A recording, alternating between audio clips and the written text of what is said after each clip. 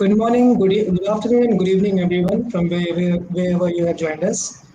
Welcome to Biologically Speaking. We are an academic interest group, and we work towards dissemination of scientific knowledge by various means and initiative. And organizing weekly webinars from eminent scientists is one among them. And today we have with us Professor Swati Patankar from Department of Biosciences and Bioengineering from Indian Institute of Technology, Bombay. Professor Patankar is a renowned molecular parasitologist, and she will enlighten us today with her new findings into the intricate biology of Plasmodium falciparum and Toxoplasma gondii, which are disease parasites of significant public health importance. So, to all the participants, please ask your questions by typing in the chat box on our YouTube channel, and which we will take your questions towards the end and try getting them answered from Professor Patankar. And also there will be a post-talk interactive session where you can join and interact with Professor Patankar, and the link for that we will provide towards the end of the talk. So before we begin, let me introduce Professor Patankar to all of you. Professor Patankar did a PhD in molecular microbiology from Tufts University, Boston. She then joined Immunology and Infectious Diseases Division at Harvard School of Public Health for her postdoctoral research. She joined Indian Institute of Technology, Bombay in 2012, and currently she is a professor in the Department of Biosciences and Bioengineering. She is a visiting scientist at Harvard School of Public Health, Boston. She held the position of Dean, International Relations at IIT Bombay, and she was also the professor in charge at Indian Institute of Technology, Bombay and Monash Research Academy. She was invited member of WHO TDR working group on genomes to drug. She was also invited member of the WHO TDR steering committee on pathogenesis and applied genomics. She was nominee of the Department of Biotechnology, Government of India for institutional biosafety committees of Bharat Serums and Vaccines and Institute of Chemical Technology. She is a member of the Screening and Selection Committee for Fulbright Nehru Fellows. She was conferred the Award of Excellence in Teaching in the year 2012 by IIT Bombay. She is also recipient of the Professor S.P. Sukhatme Award for Excellence in Teaching. She has published more than 50 manuscripts in numerous prestigious journals of international reputations, and she has guided several masters and graduate students. So, it's great to have you with us, Professor Patankar. With that, over to you. Great. So thank you very much, Dushyant. And I want to thank the team for giving me this opportunity to speak biologically, as it were, because it's always fun to talk about one's lab research, and this new platform of the webinar is really fun and exciting. So thank you very much for giving me this opportunity. So I will get started right away. And I think my screen is being shared, isn't it? I'm pretty sure you can see my screen. Dushyant, if you don't mind, you could just confirm that my screen is visible.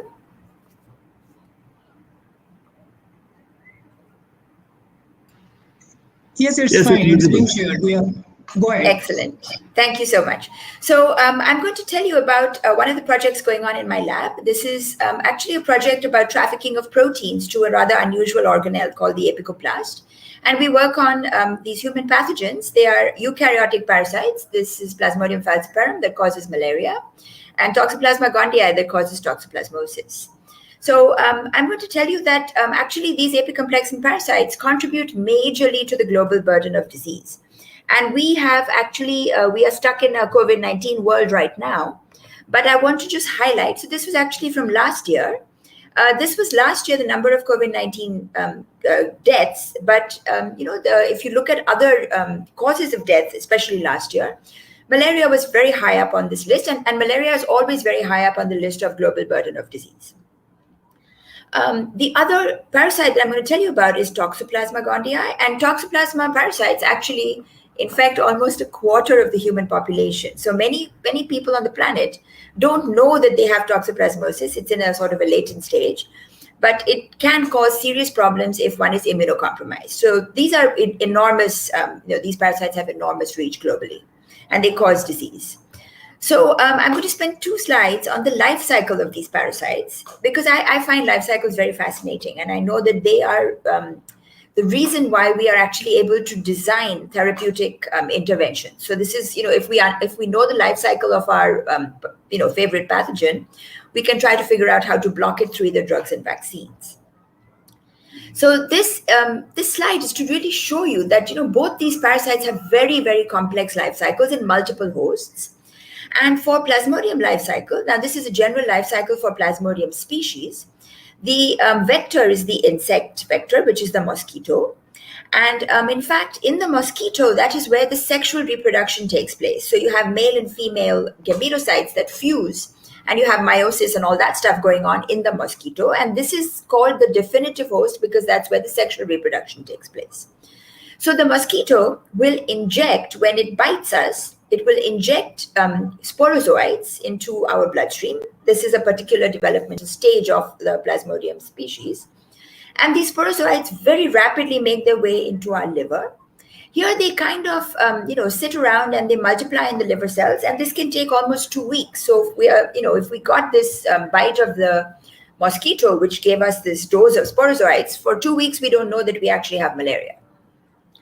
However, after 2 weeks, these parasites will now multiply enormously, and they will burst out of the liver cells, and then they come to our bloodstream. And here they go through another developmental cycle. And this is when they actually infect red blood cells and they lyse them. And this is where we have fevers. And these are the periodic fevers of malaria. So we actually go to the doctor when this stage of the life cycle actually is in full swing. And all the antimalarial drugs that we take to cure ourselves of malaria, they target these blood stages. Now, in the blood stages, there are also, occasionally you will get male and female gametocytes being formed. And these are then, one of each at least, are taken up by another mosquito when it bites us. And then these male and female gametocytes, they will actually fuse, and then they form gametes and zygotes. And here you have your sexual stage of your life cycle. And this keeps going on and on. So I just want to point out a few things. One is that the liver stages of P. vivax, they actually can lie dormant for almost 6 months, for months and months. So these are called hypnozoites. And if you have a P. vivax infection, you should really be prescribed drugs which kill these liver stages. And hypnozoites are a really big problem for trying to eradicate malaria because people are wandering around with these in their liver in a dormant stage for months that we don't know. The other thing is that P. falciparum can cause severe disease. It can lead to coma. There's lots of complications as well. So this is the life cycle of Plasmodium species, and this is the life cycle of Toxoplasma gondii. And life cycles are actually not at all boring. I'm going to tell you about the toxo life cycle, and it's actually pretty cool because here the definitive host, and now you know that is the part of the life cycle where there is sexual reproduction of the pathogen, right? You have male and female gametocytes fusing and meiosis going on. So that happens in cats. And so cats will have a life cycle where they have fast growing stages, and then they also have slow growing stages, which are found in their tissues. And they will also release these oocysts through the feces. Now, if these oocysts are taken up by, for example, rodents, then these will also start to have a life cycle in the rodents. But the cat is the definitive host, and so the rodent is actually going to be eaten by the cat. And that's how this parasite makes its way back to its definitive host to carry out this life cycle. So there are some very interesting studies on Toxoplasma gondii, manipulation of host behavior. So there's very cool studies showing that mice that are infected with Toxoplasma gondii, they actually lose their fear of cats. They lose their fear of cat urine, actually. They don't have an aversion to cat urine. And so the idea is that the Toxoplasma parasites manipulate the behavior of this host so that it can make its way back into the cat, which is the definitive host. Now, this oocyst, which is released through the feces of these cats, it can also be ingested by humans, for example. And here you will get toxoplasmosis. So, and toxoplasmosis can be very benign. You may not know that you have it, but it can also cause miscarriage in women. It can cause severe neurological disease in immunocompromised hosts. So here again, you have rapidly dividing parasites, and then you also have dormant stages which sit in various tissues, and this includes the brain. And actually, man is a dead end of the life cycle because the life cycle is really this. It's this cat, and then the feces, and then usually some animal which is which is a prey. So there are some other interesting studies which about how toxoplasmosis may also manipulate human behavior, but those are a little bit controversial. So again, the 2 points that I'll make over here are that there are fast dividing stages, which are called tachyzoids, and then there are these dormant stages, which are called bradyzoids. And once again, there are drugs for tachyzoids, but there are very few drugs for these dormant stages, and this is a real problem for trying to get rid of toxoplasmosis from the planet. So actually what has happened in the last 10 years is that rather than saying that we want to control malaria, because this was what was being said for decades, because it was felt globally that we cannot eradicate malaria, it's too difficult. For various reasons, there is now another call for eradication of malaria, which means, completely wiped out. And for this goal of eradication of malaria, there are some serious issues. One is drug resistance and the need for a continuous drug discovery pipeline. And the other issue, one of the other issues, is the fact that there are latent stages, right? I told you that there are hypnozoites in the liver from P. vivax, and they're not diagnosed and they're not treated. And there's similar issues of drug resistance and latent stages for toxoplasmosis. So this gives you the background to these two pathogens. And I'm going to tell you that we study these two pathogens in my lab. And we have 3 different projects going on. One of them is on nuclear trafficking. This one is looking at drug targets and virulence, because we do know that drug resistance is a huge problem. And another project in the lab works on translational regulation of protein synthesis in both these organisms. And this is actually leading in the direction of differentiation of these bradyzoites, these latent stages, right? So we're trying to see if we can find ways of interfering with these latent stages. However, I'll not be telling you about these 2 projects. I'm going to tell you about trafficking of proteins to this strange organelle called the apicoplast. So even though my lab does work on some possible application type of projects, the project I'm going to tell you about today is pure biology. So I suppose I am indeed biologically speaking. So let me get to this apicoplast and trafficking of proteins. So both Toxoplasma and Plasmodium are apicomplexans. If you look at their taxonomy, they're actually among, they are apicomplexan parasites. And they are named for this very interesting structure called the apical complex, and it is found in the invasive stages. So when I told you that the parasites invade red blood cells, they invade liver cells, those stages which will find the host, bind to the host surface receptors and invade, they have this apical complex. And this is the origin of the name apicomplexans. So if we think about apicomplexa, this is actually the evolutionary tree of apicomplexa. They fall into the branch of alveolata, not important right now. But the main point that I'm trying to make from this tree is that this phylogenetic tree was made using proteins, which are housekeeping proteins. So this was actually made using elongation factor, actin, and tubulins. And you will see that if you use housekeeping proteins, apicomplexa are falling very nicely in this branch of alveolata. They are far away from metazoa, which is where Homo sapiens lies, from plants, Dictyostelium, and fungi. I mean, they have their own little branch. Okay. Now, I told you that the apicomplexa are called apicomplexa because of this apical complex, which is a very unique structure. But apicomplexans have another unique organelle, and this is this organelle called the apicoplast.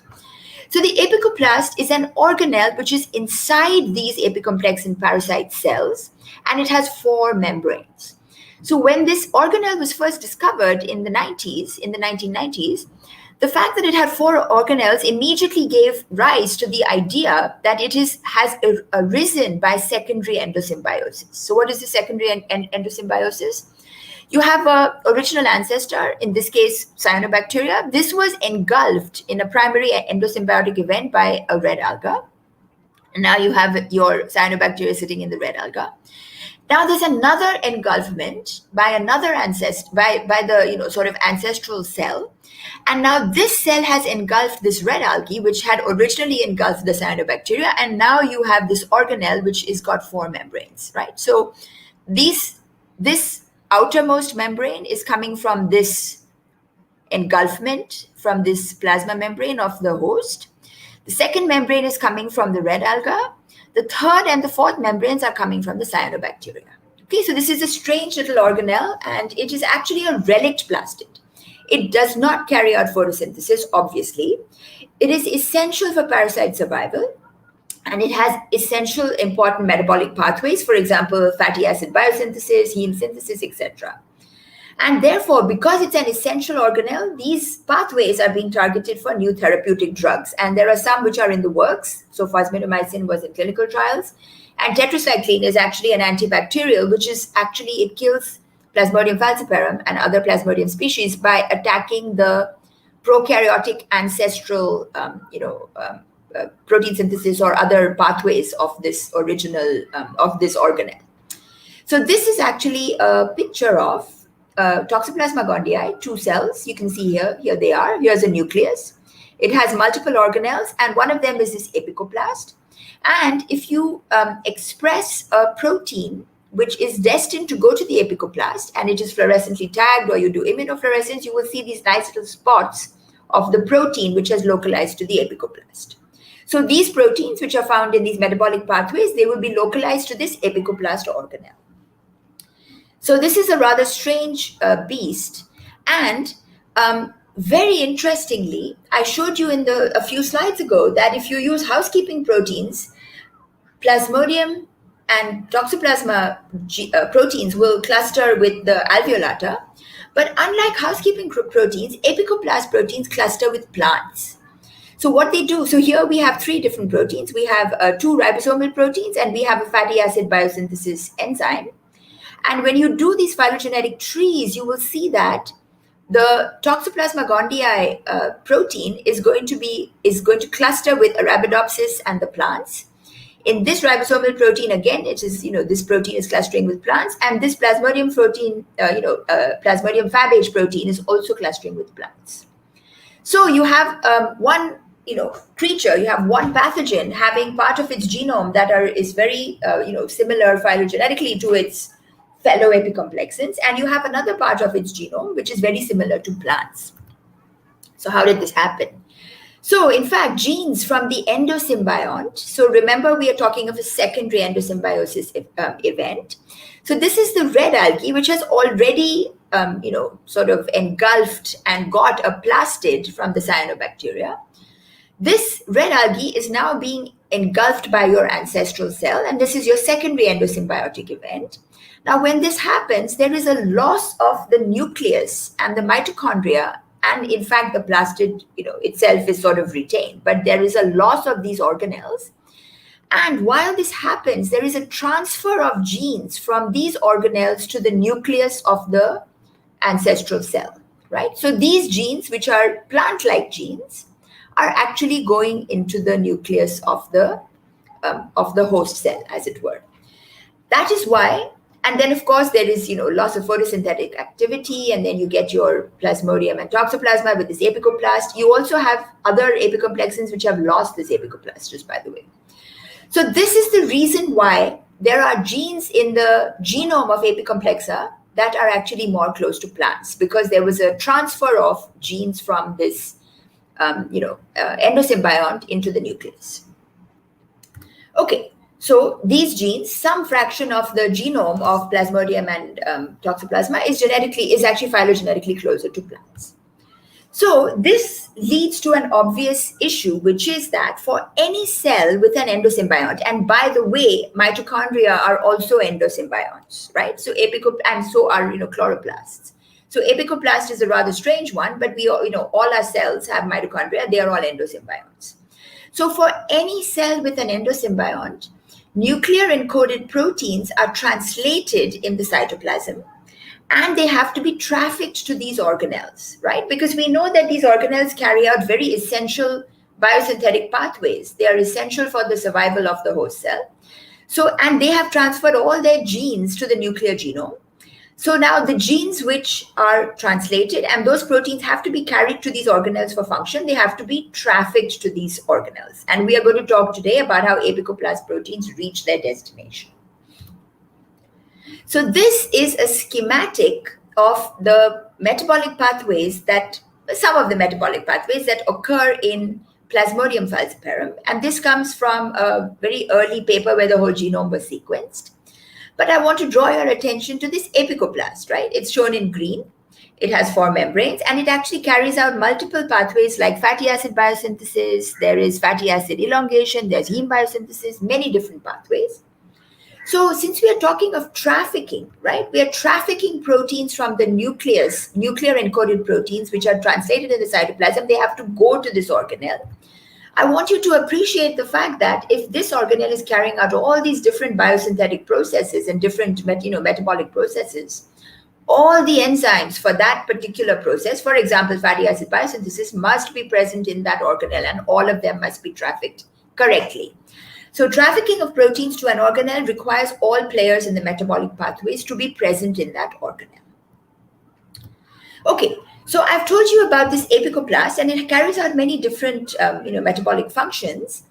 But there is one thing which is common to all the organelles, and in fact to the cytosol as well. And this sort of activity is that of redox. How will any cellular compartment handle oxidative stress through redox systems? So in fact, reactive oxygen species, or ROS, are produced by living organisms all the time. They're just a result of normal cellular metabolism.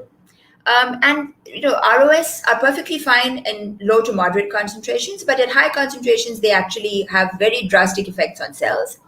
And therefore, the cell has to actually handle these reactive oxygen species, which are shown over here.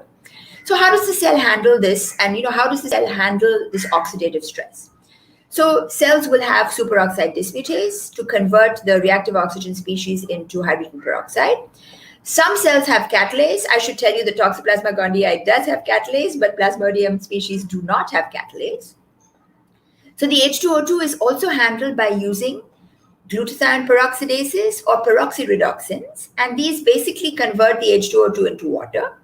And the way they do it is with these partners, which are either glutathione or thioredoxins, right? So they will convert this, H2O2 into water, and this glutathione will then be oxidized, or a thioredoxin will be oxidized. And this oxidized form is not going to be viable in the cell for too long because it has to be regenerated back into the reduced form to continue these reactions. And this is done by glutathione reductase and thioredoxin reductase. So you can see that handling oxidative stress also requires multiple proteins and multiple components that must work in concert. So many different cellular compartments generate ROS, and they must have the complete antioxidant system present within them. So this is an example of plants where they'll have chloroplast having electron transport chain. There will be mitochondria also with electron transport chain. There's plenty of ROS generation in the cytoplasm. So in fact, any organism's antioxidant system actually is composed of many small antioxidant systems functioning in different compartments. And the entire antioxidant system must be present in the same compartment. And for the apicoplast, it has to be present in the 4-membraned organelle. Okay, so I have now explained to you the fact that apicomplexans are derived, there's this strange organelle derived from secondary endosymbiosis. And I've told you that this organelle, I am telling you right now that this organelle actually generates reactive oxygen species because, heme biosynthesis and other pathways actually generate oxidative stress. So in this organelle, you need to have all these enzymes all functioning together to handle this oxidative stress. So what we did a long time ago, this is done by Rahul Chaudhary in the lab, he used bioinformatics to predict whether all the different antioxidant enzymes, like the ones I just showed you, which is, glutathione reductase, glutathione peroxidase, etc. He did a bioinformatics analysis to predict where all these different proteins might be present in Plasmodium falciparum. So you don't need to look at the boring details. You won't be able to see all these little squiggles anyway. This is depicting the mitochondria, this is depicting the apicoplast, and this is depicting the cytosol. And this is a Plasmodium falciparum parasite sitting in a red blood cell. So Rahul discovered some interesting things about the antioxidant system in P. falciparum. When he did this prediction, the cytosol was predicted to have all the components. The apicoplast and the mitochondria were missing some of the components. And he also showed that there's a crosstalk between the glutathione and the thyrodoxin systems using enzyme assays, which gave him the idea that wherever there were missing components, perhaps there could be a crosstalk to be a backup, so that the thyroidoxin system could be a backup for the glutathione system if it was not present in certain compartments. He also found that some proteins are found in multiple compartments, and one of them is a peroxidase. It has got this long and complicated name, but we shall call it TPXGL. It is present in both the apicoplast and the mitochondria, right? So then we started asking the question, how does this protein reach these two organelles? So before we started looking at TPXGL and how it reaches the apicoplast and the mitochondria to carry out its antioxidant function, let me tell you how do proteins reach these two organelles in general. So there are distinct trafficking pathways to the apicoplast and the mitochondrion. The mitochondrion has Tom and Tim complexes at its outer and inner membrane, and there are receptors, and then there are translocons which take proteins into the mitochondrion. The proteins have mitochondrial targeting sequences, or MTS, and these are recognized by the receptors for the uptake. Chloroplasts also have these receptors and translocons. These are called TOC and TIC.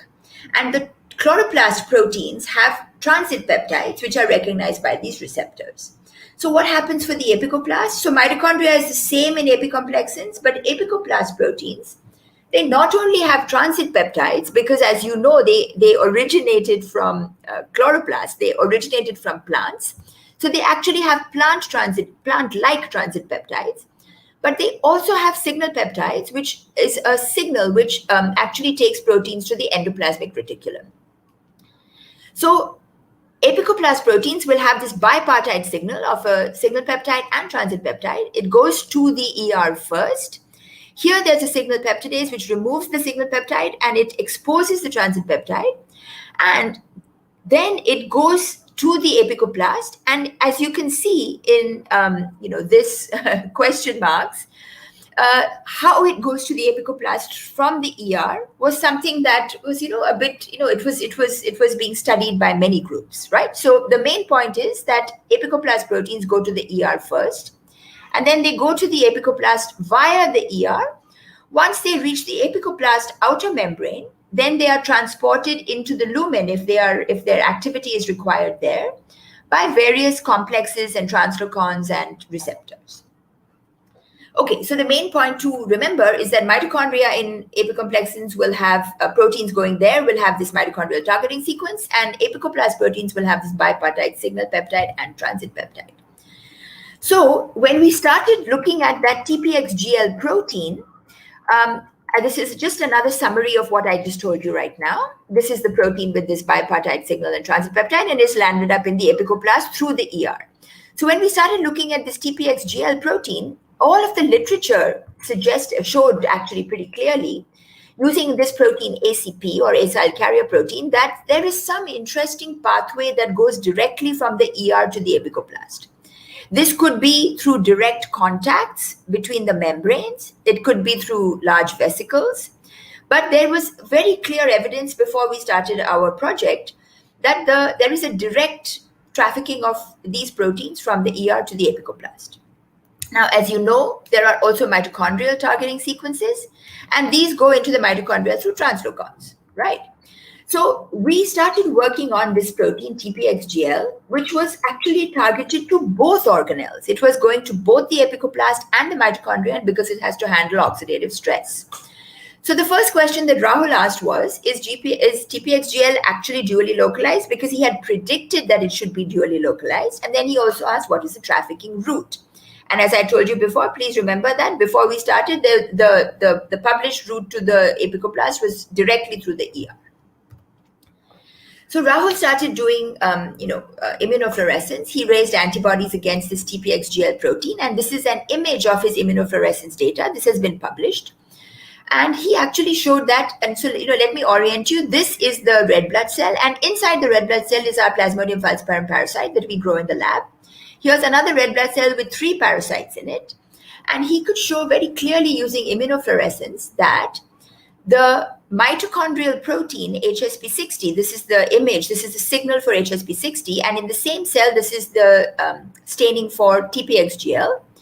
It co-localizes, so therefore this protein is found in the mitochondrion, but there's some extra. There's a signal which is extra, which is not in the mitochondrion. It's even more obvious here. In this parasite, you'll have co-localization with the mitochondrion, and there's something extra. So what is this extra signal? It turned out to be the apicoplast. This is a marker for the apicoplast, and you'll see co-localization with this marker. There's something extra in this parasite, that is the mitochondrion. So indeed, TPXGL, this antioxidant protein, is dually localized to both these organelles in P. falciparum. So actually, Rahul and also Aishwarya, they made this very interesting observation that in fact, when we grow parasites in the same flask, so in this flask, we have millions of billions of parasites growing in the red blood cells. When we did immunofluorescence in individual parasites, we saw heterogeneous distribution of TPXGL. What does this mean? In some parasites, it was only in the mitochondrion, like this one.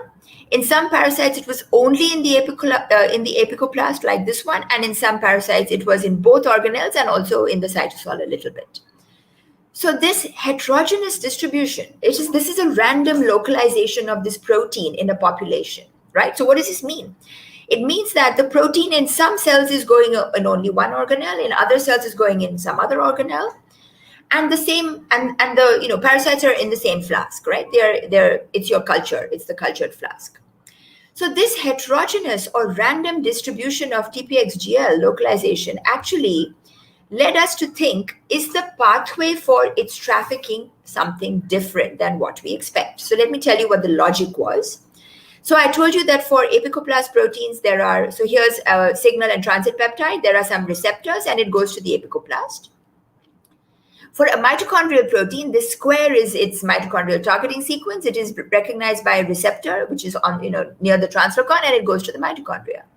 So if a protein has both of these signals, both an apicoplast signal and a mitochondrial signal, where do you think it should go? It should go to both organelles all the time. But the fact that this protein was not going to both organelles all the time made us wonder that is there a novel trafficking pathway having a decision point, right? So there's a decision. I will send all of this protein only to the apicoplast. I'll send all this protein only to the mitochondria, right? That was our heterogeneous localization observation. So this observation actually led us to think, could there be some other pathway? And we wondered, could this pathway be through the Golgi? Now, I'm going to tell you that this logic that we used, that there should be a decision point which is different from the traditional pathways which were already published, this logic later on turned out to be wrong. But nevertheless, we did find that, in fact, this protein, TPXGL, does not go directly from the ER to the apicoplast. It actually goes via the Golgi. So how do we test whether a protein traverses the Golgi? We used small molecules that disrupt trafficking pathways. So for example, Brifeldin A disrupts this recycling of vesicles from the ER, from the Golgi back to the ER. Nocortisol and vinblastin, they disrupt microtubules, and these are the tracks for vesicle trafficking. Please note that proteins are trafficked to the organelles through vesicles. All right. So, you have your ER, and then I didn't tell you this explicitly, but I'm going to tell you now. From the ER, there is vesicular trafficking, which usually goes to the organelles, and it can go through the Golgi, and sometimes it doesn't. And so you have microtubules on which these vesicles walk. So you can use vinblastin and nocortisol, and you can also use aluminum tetrafluoride, which blocks fusion of the vesicles with the target organelle.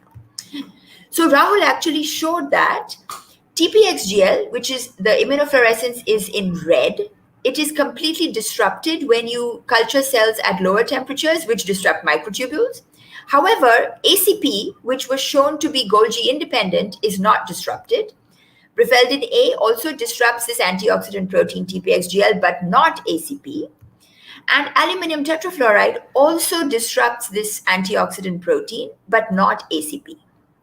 Finally, nocortisol and vinblastin also show the same phenotype, right? So basically, the outcome of these experiments was that unlike the published protein, which was ACP, which does not go through the Golgi, TPXGL actually seems to be going through the Golgi, so it is Golgi-dependent.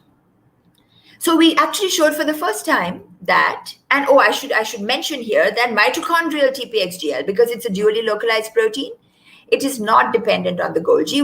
So Rahul looked very carefully at the mitochondrial signal, and he could show that it was intact with all these treatments. Okay, so what did we show? So we showed for the first time that in fact proteins which reach the apicoplast can also go to the apicoplast through a different trafficking route, which is through the Golgi.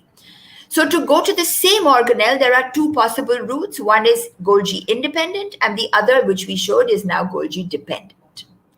Okay, so TPXGL uses a novel pathway to reach the apicoplast, which is Golgi dependent. And the obvious question now was, what determines the pathway taken by a particular protein? Why do some proteins go this way? Why do some proteins go the other way? What's the deal? So I'm going to switch and tell you about Toxoplasma gondii. And we are studying trafficking a lot now in Toxoplasma gondii. And the reason, and so here's a little schematic of the Toxoplasma gondii cell. And this is a transfection of the Toxoplasma gondii cells with GFP. So each of these little, little banana in the bunch of bananas, each small banana is one Toxoplasma gondii parasite. So the reason that we study Toxoplasma gondii a lot more these days rather than Plasmodium falciparum is that it also has mitochondria and apicoplasts. It is very easy to manipulate genetically. So we can transfect DNA, we can do CRISPR. I'll tell you, how we're doing that later. So it's just easy to work with, and it's easy to do cell biology because it's bigger than Plasmodium falciparum. So I'm going to tell you everything in the next part of this talk about Toxoplasma gondii. So the first question is, the homologue of TPXGL, is it also dually targeted in Toxoplasma gondii? And the answer is yes. So this homologue is a protein called TPX12, and this is work done by Pragati. So she showed that, in fact, TPX12, it co-localizes with the mitochondria of Toxoplasma gondii. This is a marker for mitochondria. Again, this is one single parasite. One little banana is a single Toxoplasma gondii, and it is sitting in a rosette, and it is dividing away within the host cells. So this is the mitochondrion, and TPX12 does co-localize with the mitochondrion. In addition, this is a marker for the apicoplast, which is ACP. And you can see that TPX12 also co-localizes with the apicoplast. However, in Toxoplasma gondii, we did not see this random localization. So there's no heterogeneous localization of this protein. All cells show this protein in both the apicoplast and the mitochondria all the time. Okay, so where is this decision point for targeting to the two organelles? So Pragati did a very interesting bioinformatics analysis. She took this TPX12 protein and she put in silico, she substituted the N-terminus, one amino acid at a time in the N-terminus, and that is where you have all these targeting sequences. She substituted single amino acids with alanine in silico, and then she put those mutant proteins and the wild type protein through these two prediction algorithms, which is signal P3.0 for signal sequences, for signal peptides, which take proteins to the ER, and mitoprot, which predicts whether a protein is mitochondrial. So she actually could see that the wild type protein, it has a very low, relatively low signal peptide score and a pretty okay, very decent mitoprot score.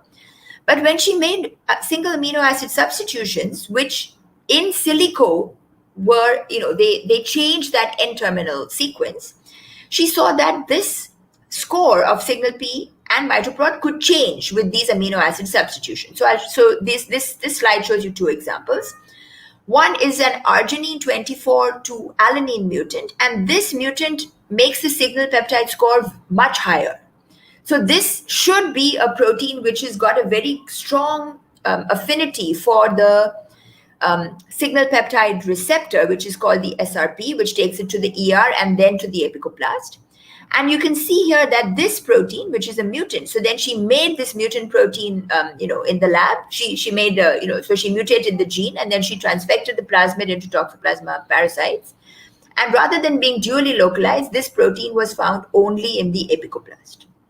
So the prediction was, if you make the signal peptide stronger, then you should sort of shift your equilibrium towards the apicoplast, and that's exactly what she saw.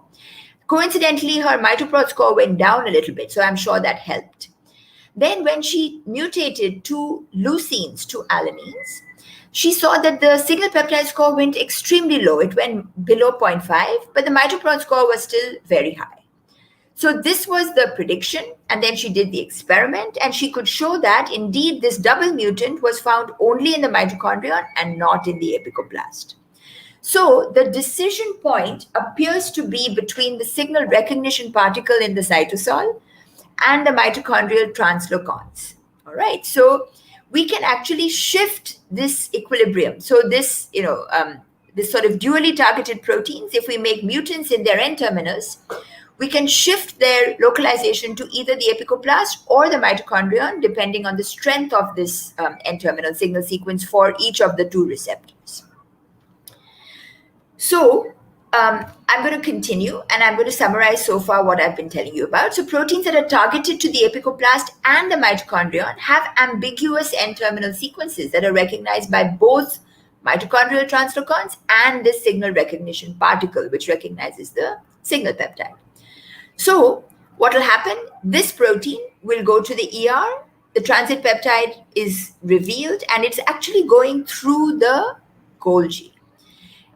The mitochondrial, the protein which is translated in the cytosol, it is recognized, its N-terminus is recognized by mitochondrial translocons, and it gets immediately taken up into the mitochondria.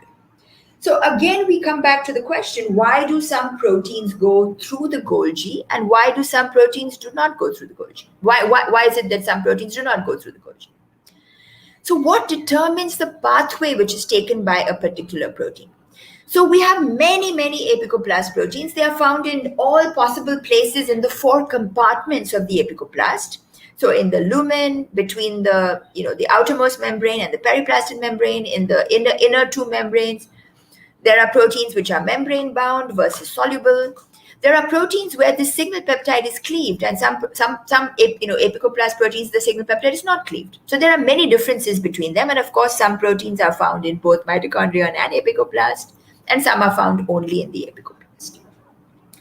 So this question was taken up by Aparna, and Aparna wanted to find out what is it that makes a protein go either this way or this way. What is the determining feature? So she did this in Toxoplasma gondii, and she did it using a strategy which is a very standard strategy for testing the trafficking route of a protein.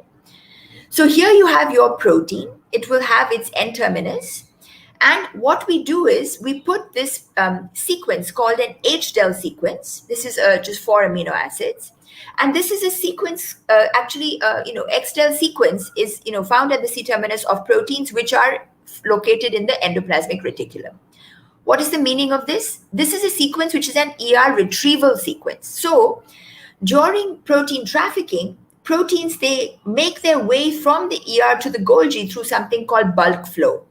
So there's a lot of trafficking of proteins going outward from the ER, and some of them, they land up in the Golgi. They're not supposed to be there, and they have to be trafficked back to the endoplasmic reticulum. And all proteins which have to be found back in the endoplasmic reticulum to carry out their function, they all have these X-del sequences. So it could be H-del or K-del. And the reason is that there are receptors in the endoplasmic reticulum, and there are receptors in the Golgi, and these will carry the proteins back to the ER, right? They will recognize this H-del sequence, and they carry all the proteins that have landed up in the Golgi. These receptors will carry them back to the ER. So this is a very nice way of testing whether a protein's trafficking route is through the Golgi or not. So what will happen? If you have a Golgi-dependent protein with an H-del sequence on it, that Golgi-dependent protein will be trafficked back to the ER in the presence of the H-del sequence, and you will find that the protein does not reach its normal destination. It is stuck in the ER. In contrast, if you have a protein which is Golgi independent, it is going directly to the apicoplast from the ER. Putting an H-del sequence on the end of it will make no difference whatsoever to its localization. It will still land up in the apicoplast. So Aparna did this, and she actually found that all apicoplast proteins that are singly targeted to the apicoplast, they are not dually targeted proteins, and they may have signal peptides cleaved, they may be membrane proteins, they may be found in the outermost membrane, in the outer compartments of the apicoplast. It doesn't matter. If they are singly, uniquely apicoplast proteins, whether you put an H-del sequence on them or not, they will they will be, so putting this HDEL sequence will not change their localization. So here's the data. Here is DIR1 without HDEL, it is found in the apicoplast. Here is DIR1 with HDEL, it is also found in the apicoplast. Similarly, ATRX1, 2, PPP1, TIC22, they are all localized to the apicoplast without HDEL and with HDEL. It makes no difference. So all apicoplast proteins which are singly targeted to the apicoplast are going independent of the Golgi to the apicoplast. However, dually localized proteins, and here's another one, it's superoxide dismutase, SOD2. If you put an HDEL sequence on it, it does not land up in the apicoplast. So you can see that the signal for SOD2 is in the mitochondrion, but it's not in the apicoplast anymore when you put HDEL. There's no ER retrieval in this case.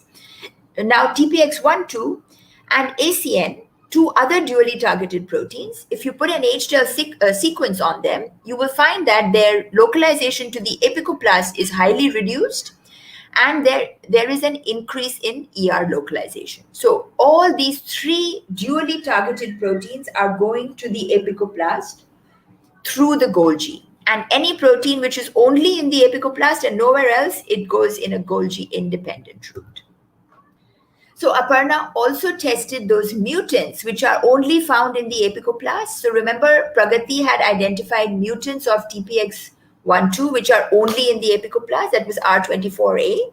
They also, when you add an HDEL sequence to them, they also led to ER retention. So it meant that these dually localized proteins are going to the Golgi, going to the apicoplast through the Golgi complex.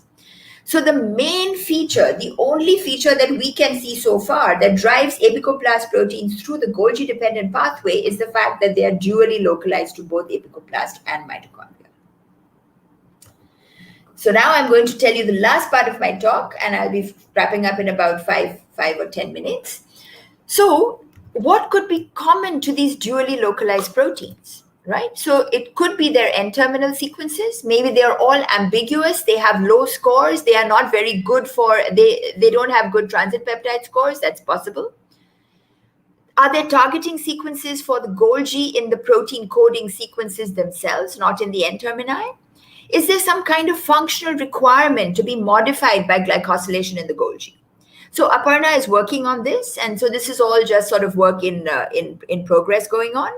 So what I've shown you is that proteins which have these ambiguous mitochondria and apicoplast, N-termini, they go through the ER to the Golgi to the apicoplast, and proteins which have this classical signal and transit peptide by a bipartite trafficking sequence, they go directly from the ER to the apicoplast.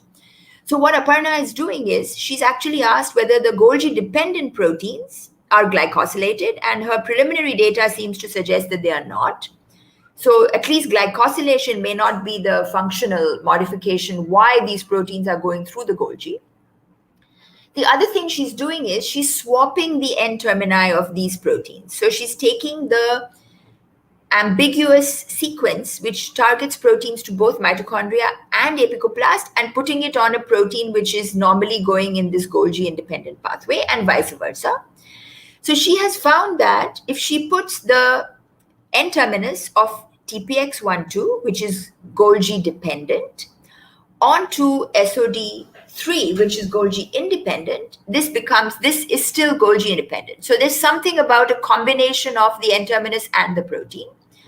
And the other question she's now in the process of asking is if she takes this classical Golgi-independent N-terminus and puts it on the dually targeted proteins, will they now start using the Golgi-independent pathway? So we'll know some answers as to why are some proteins going through the Golgi and some are not. But we do know that dually targeted proteins are going through the Golgi, and singly targeted proteins are not going through the Golgi to the apicoplast. So I'm going to return to evolution for the last 5 minutes. What is the origin of these dually localized proteins? So actually there is a connection between trafficking pathways and evolution. So you have seen this slide before. You have your ancestral cell gobbling up the red algae, and you have your secondary endosymbiosis event. And while this endosymbiont is kind of stabilizing, it is transferring its genes into the nucleus of the host cell. And eventually, you have your Plasmodium and Toxoplasma parasites having apicoplast, mitochondria, and a nucleus, right? So there is an interesting hypothesis that in this nascent endosymbiont, the nuclear encoded proteins, how did they reach this plastid, this apicoplast, right? So this is now a nascent endosymbiont where genes are being transferred, those genes are translated in the cytoplasm, they have to come back to the plasmid. And the hypothesis is that in this nascent endosymbiont, way back in evolutionary time, this cell already had the Golgi secretory pathway because it is an ancient pathway. This is a eukaryotic cell. It already had the secretory pathway which uses the Golgi.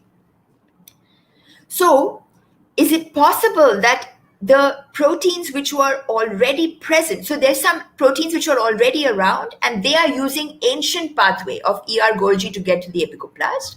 However, once your endosymbiont has stabilized, does the Golgi pathway now deposit proteins for a new pathway which is directly from the to the apicoplast, right?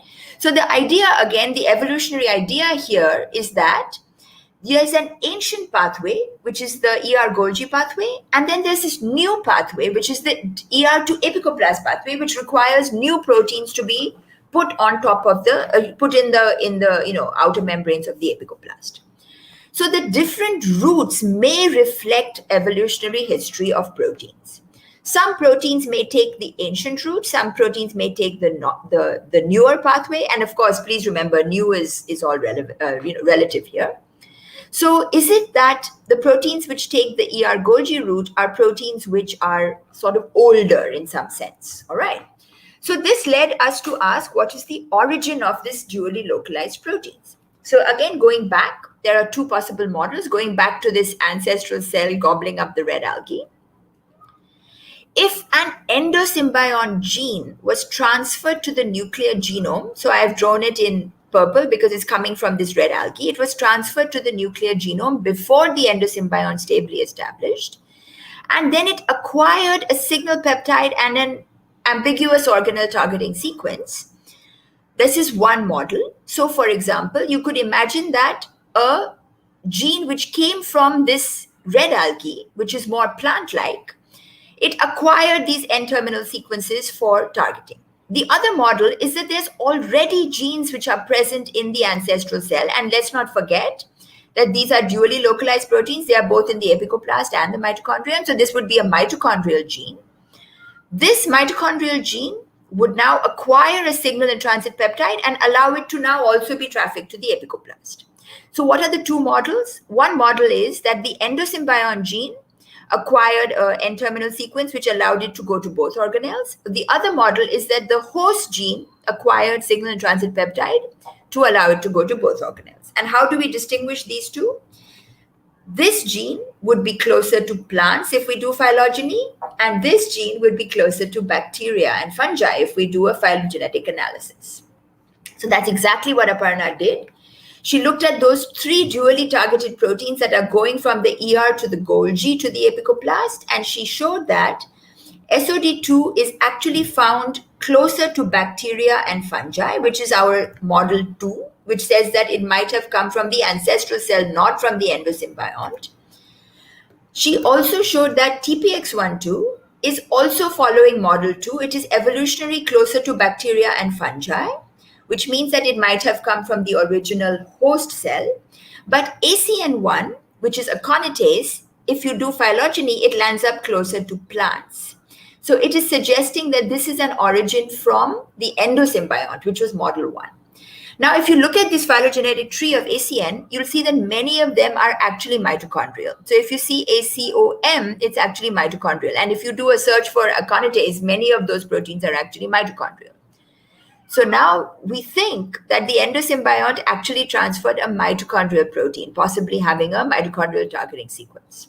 Okay, so what I showed you over here, that the nuclear genome is transferred to the host and the plastid genome is transferred to the host, one could say that perhaps some genes from the mitochondrial genome are also transferred to the host during this endosymbiotic event. So that's what we think based on our phylogenetic analysis.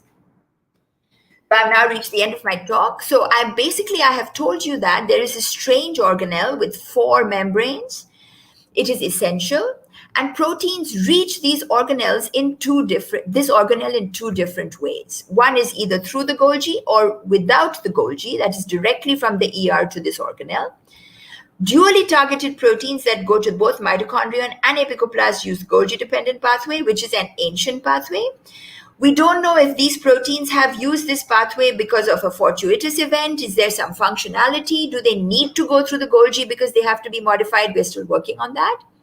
And we know that this so-called newer pathway is used by singly targeted apicoplast proteins that have this signal and transit peptide. So there are many more questions that we hope to answer. Now that we know which proteins use which pathway, we want to find the interacting receptors along the 2 pathways.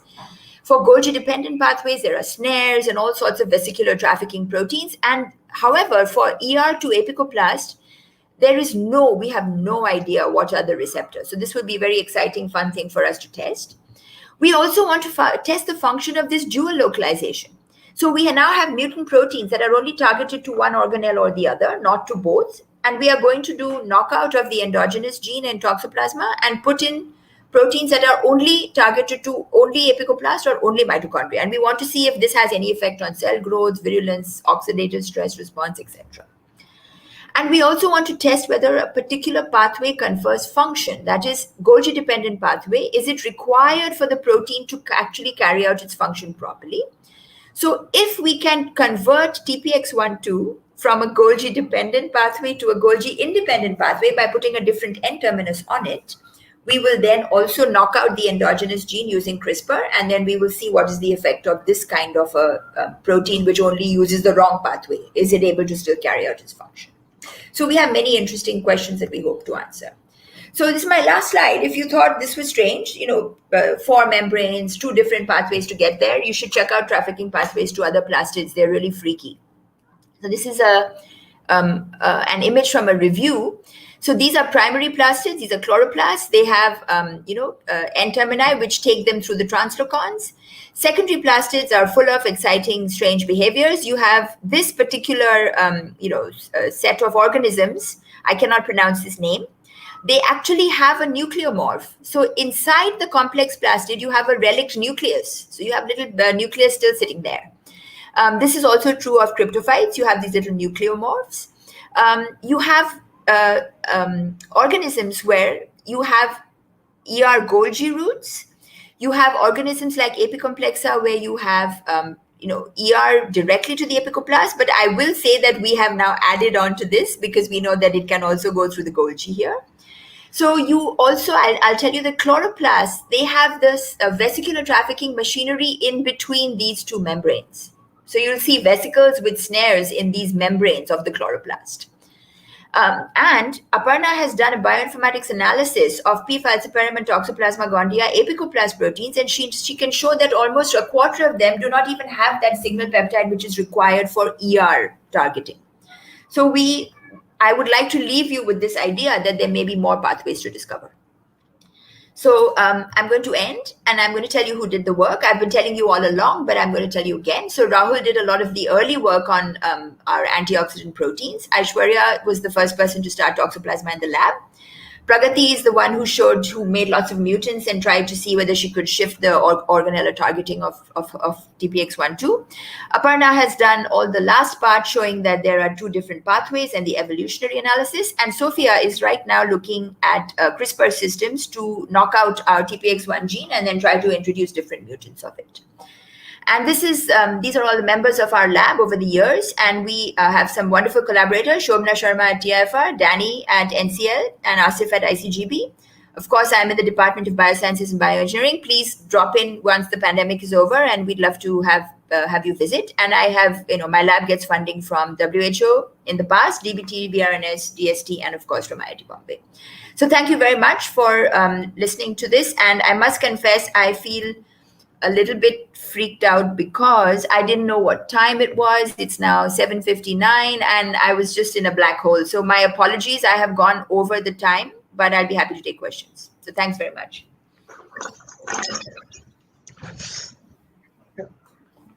Thank you so much, Professor Patankar, for the wonderful and insightful lecture.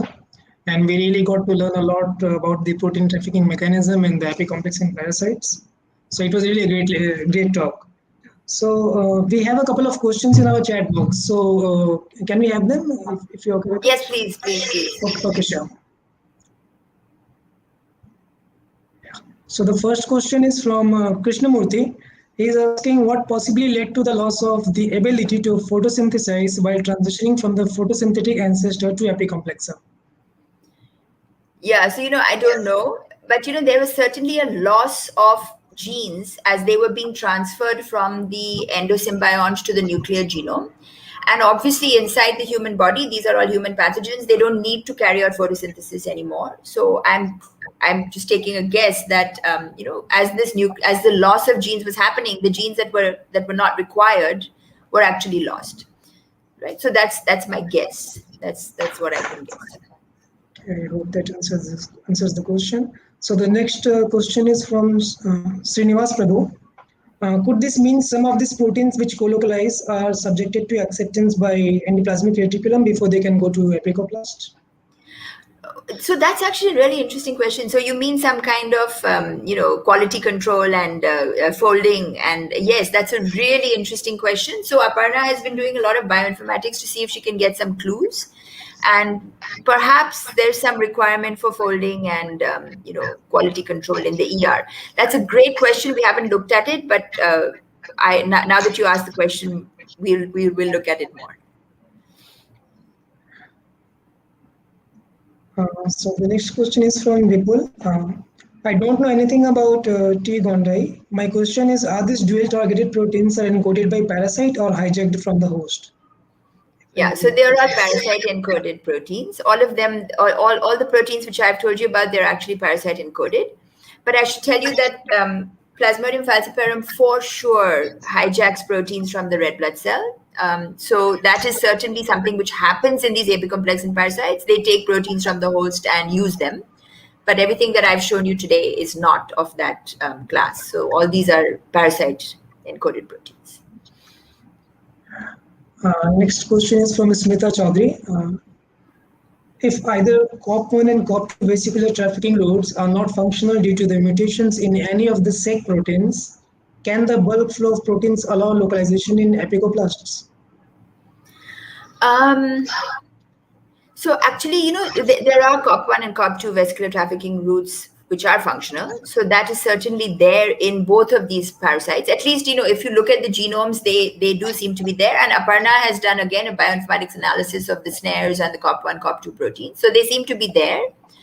I don't know whether bulk flow can take proteins to the apicoplast. That's another very interesting question. That's a very interesting question. So, so I think one would have to see whether, how we could design experiments to test whether bulk flow is taking the protein, directly to the apicoplast. I don't know the answer. That's a nice question. Next question is from Shanchai Gorai. As apicoplast is the fur membrane, are proteins being targeted into the apicoplast's lumen as effectively as the mitochondria easily? This dual localization can be translationally targeted malarial eradication. I think she's asking about them being a possible anti-malarial target. I think so. Yeah. So that's, there are 4 membranes to traverse in the apicoplast compared to 2 in the mitochondria. And so your question is it easier to get into the mitochondrial lumen? I don't know how we would define easy and difficult, but the fact is that the proteins that have to reach the apicoplast lumen do have to go past four membranes, and there are translocons on every single membrane, right? So I don't know whether it's easier or more difficult. There are mechanisms to handle the fact that there are 4 membranes, and actually. You're asking whether dual localization could be a good target. I think for therapeutics, I think that definitely it could be. But let's not forget that we are working on redox proteins. We are working on antioxidant proteins, and even the human body has a lot of antioxidant proteins as well. So let's not forget that for drug targets, we like proteins which are very unique to the pathogen because they are a little bit easier to target. There are many examples of where the drug target is also found in the human. I mean, there are examples of that. But redox and antioxidant system, I know there are people working on that as a drug target as well. It might turn out to be a little more difficult because the human body also has the same proteins. But yes, it is being worked on as a drug target. Professor Patankar, we have 2 more questions. So if you're okay, we can take them. Yes, please. Okay, sure. Shaunok is asking how easy it is to perform genome editing in apicomplex. So we can do CRISPR now. We can do CRISPR in both Plasmodium, falciparum, and Toxo. And but I should just say that the efficiency of transfection is very low in Plasmodium, falciparum. So it's just technically more challenging. But CRISPR is being done in both organisms, and we are actually trying. We've just started to work on CRISPR in Toxo in our lab as well. So it's possible for both of them. Professor Patankar, just to add to that, I myself, I know how much it is difficult for genetic manipulation in the parasites, especially in Plasmodium. So, are the CRISPR-based interventions that easy, or it takes really a lot of different approaches to get it done? So yeah. So there are plasmids, everything's available, but the big bottleneck for Plasmodium is that the efficiency of transfection is very low. So I personally feel that the efficiency in Plasmodium falciparum is at a place where it works for some people and it doesn't work for other people. And then we get into this, voodoo and let me listen to my favorite music and maybe that's why it's working and all this kind of stuff. But I personally feel that the transfection itself is at a place where it's just at the borderline of being good, of being okay. So the bottleneck is not in the plasmids and the technology. The bottleneck is in the transfection efficiency of Plasmodium falciparum. Toxoplasma is very easy to transfect. So we are trying to do CRISPR as soon as possible with that. And a lot of people have done CRISPR on both parasites. But Plasmodium is difficult to transfect. Okay. Another question is from Vipul. Related to malaria, I was wondering if receptor on the parasite that mediates specific localization within liver cells are known. Oh, actually, I'm not aware of what it is, but I'm sure people know. So actually, the sporozoites, which infect the liver cells, they have this surface protein called circumsporozoite protein, or CSP, and I forget what's the receptor on the liver cells, but I think it is known. So in fact, what is so this is actually sporozoites are the most successful malaria vaccine up to to date. And in fact, I'm digressing a little bit because you're asking me about the receptor on the liver cells, but I'm just telling you a bit of an aside that if you read the news in the last 2 weeks, you will see that there are it's a very, very successful clinical trial using sporozoites of Plasmodium. And they have a very small number of subjects, of human volunteers, but even within that, they got 100% protection with a modification of their sporozoite vaccine. So, in fact, I'm pretty sure that the receptor is known. I forget what it is right now. And that is one key point where one can try to break the cycle by doing vaccination. I hope that answers the question. And I think we have covered all the questions. Thank you so much, Professor Patankar, for answering them.